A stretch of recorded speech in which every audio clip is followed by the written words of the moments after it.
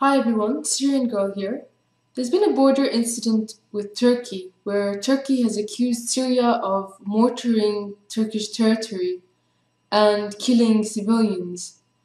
I believe that this is in fact a false flag by Turkey to use as a pretext to attack Syria, escalate things with Syria, and to create that buffer zone that they've been talking about for a while to protect the insurgents they have fighting for them in Aleppo. And this is also because these insurgent mercenaries, the FSA, are continuing to lose in Aleppo. And indications I have that this is in fact a false flag is that, first of all, no military targets were hit. And the supposed weaponry that was used, I don't believe that Syria would just fire on Turkey such a pathetic attack. And as we also know, there are terrorists in the area where the mortar occurred, on the Syrian side of the border, and they have in their possession mortars which Turkey themselves gave them. And the Syrian information minister actually came out and said that we are investigating the source of the incident. So from Syria's side, they aren't saying that we did it.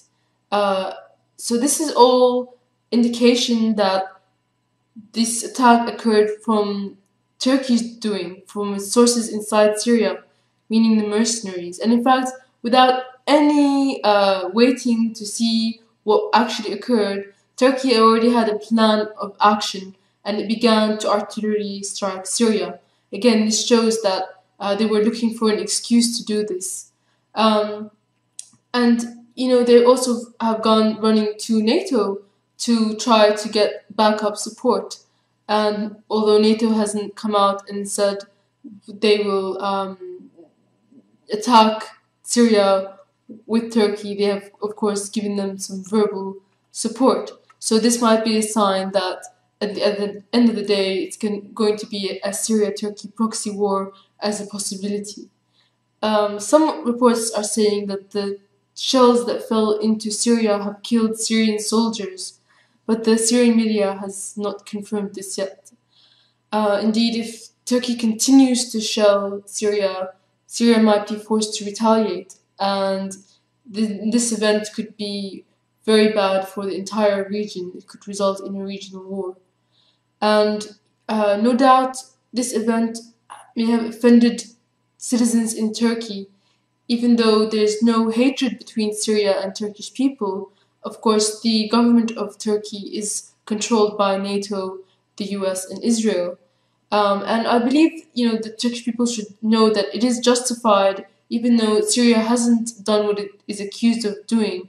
Syria is justified in attacking terrorist targets inside Turkey because Turkey has been training and arming these terrorists virtually out in the open. And I uploaded a video today of a journalist that actually filmed them in action. And as a result, she was intimidated and taken prisoner, and her video is deleted of the proof that Turkey was arming the terrorists. Although I don't think that much proof is needed, everybody already has noticed the elephant in the room.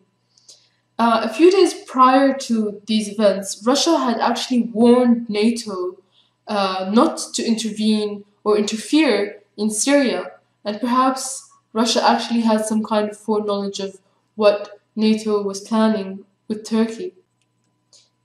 In fact, Tony Cartalucci of Land Destroyer has written an expose of a report by the Brookings Institute, which is a US foreign policy think tank, detailing that exactly what is happening now has already been planned.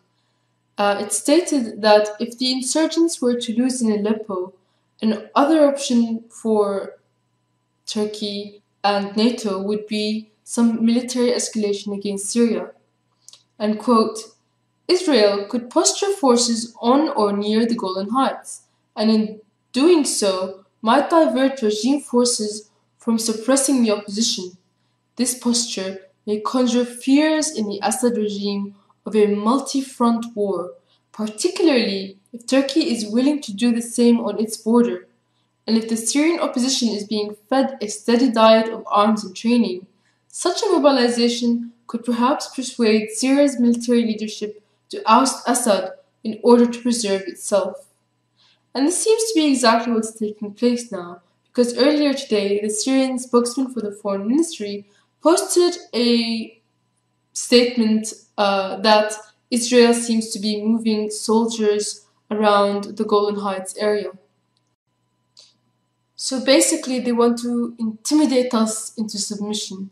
They want to create traitors from within. And they want to make it seem as though there's definitely a possibility for NATO intervention, and there may very well be.